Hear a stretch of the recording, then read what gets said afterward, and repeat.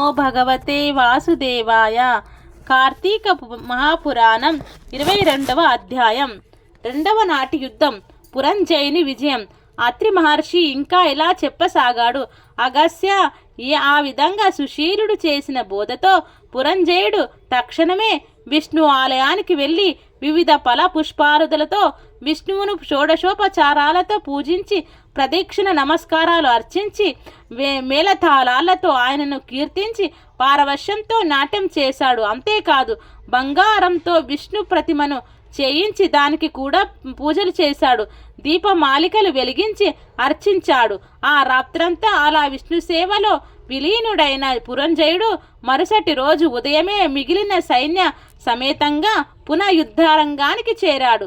నగర సరిహద్దులను దాటుతూనే శత్రువులను సమరానికి ఆహ్వానిస్తూ భీషణమైన శంఖాన్ని పూరించాడు. ఆ శంఖారావం చెవిన పడిన కంబోజ కురుజాది బలాలు పురంజయుడిని ఎదుర్కొన్నాయి. వజ్రాల వంటి కత్తులతోనూ పిడుగుల వంటి బాణాలతోనూ అమిత వేగవంతాలు ఆకాశానికి సైతం ఎగరగలిగినవి అయిన గుర్రాలతోనూ ఐరావతాలతోనూ అన్యోన్య జయకాంక్ష తత్పరులై ప్రాణాలను తెగించి పోరాడే కల్పాలతోనూ క్రమక్రమంగా యుద్ధం తీవ్రంగా పరిణమించసాగింది. గత రాత్రి పురంజయుడు చేసిన పూజలకు సంతుష్టుడైన గరుడ గమనుడు అతనికి దైవ బలాన్ని తోడు చేయడం వలన ఆనాటి యుద్ధంలో శత్రురాజులు శక్తులన్నీ ఉడిగిపోయాయి. కాంబోజాదు రాజులు, కురజాదుల ఏనుగులు, వివిధ రాజుల రథ బలాలు,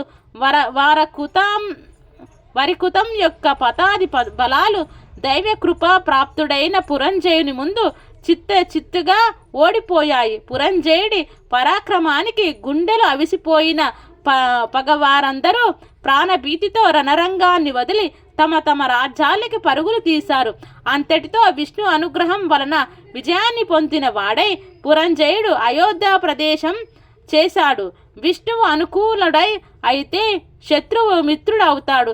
విష్ణువు ప్రతికూలుడు అయితే మిత్రుదేశం శత్రువు అవుతాడు. దేనికైనా దైవ బలమే ప్రధానం. ఆ దైవ బలానికి ధర్మాచరణమే అత్యంత ముఖ్యం. అటువంటి ధర్మాచరణలతో ప్రపతమైన కార్తీక వ్రత ధర్మానుష్ఠానంతో ఎవరినైతే శ్రీహరిని సేవిస్తారో వారి సమస్త దుఃఖాలు కూడా చిటికెల మీదనే చిమిడిపోతాయి. అగస్య విష్ణు భక్తి సిద్ధించడమే కష్టతరం. అందులోనూ కార్తీక వ్రత ఆచరణ ఆసక్తి శక్తి కలగడం ఇంకా కష్టతరం. కలియుగంలో ఎవరైతే కార్తీక వ్రతం శ్రీహరి సేవ వదలకుండా చేస్తారో వాళ్ళు శత్రువులైనా సరే వైష్ణవ ఉత్తములు పరిగణింపబడతారు. వేద విధులైన బ్రాహ్మణులైనప్పటికీ కూడా శ్రీహరి సేవ కార్తీక వ్రత ఆచరణ లేని వాళ్ళు కర్మ చండాలుడైనను గుర్తించు. ఇక వేదవేత్తలు హరిభక్తుడై కార్తీక వ్రతనిష్ఠుడైన వాడి యందు సాక్షాత్తు ఆ విష్ణువు నివసిస్తాడని చెప్పబడుతుంది.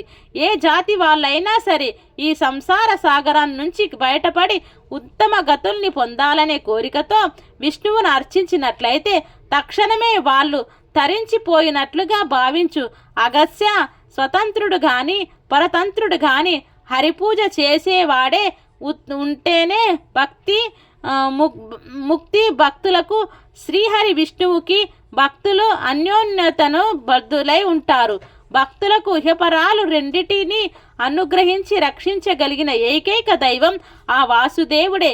విశ్వమంతటా నిండి ఉన్న ఆ విష్ణువుని యందు భక్తి ప్రపత్తులున్న వారికి మాత్రమే కార్తీక వ్రత అవకాశం చేజిక్కుతుంది. కాబట్టి వేద సమ్మతము సకల శాస్త్రసారము గోప్యము సర్వవ్రత ఉత్తమము అయిన ఈ కార్తీక వ్రతాన్ని ఆచరించిన కనీసం కార్తీక మహత్యాన్ని మనస్ఫూర్తిగా విన్నా కూడా వాళ్ళు విగత పాలులై అంత్యంలో వైకుంఠం చేరుకుంటారు. ఈ మహత్వపూర్వకమైన ఈ 22వ అధ్యాయాన్ని శ్రద్ధాకాలంలో పఠించడం వలన పితృదేవతలు కల్పాంత తృప్తిని పొందుతారు సుమా. 22వ అధ్యాయం సంపూర్ణం.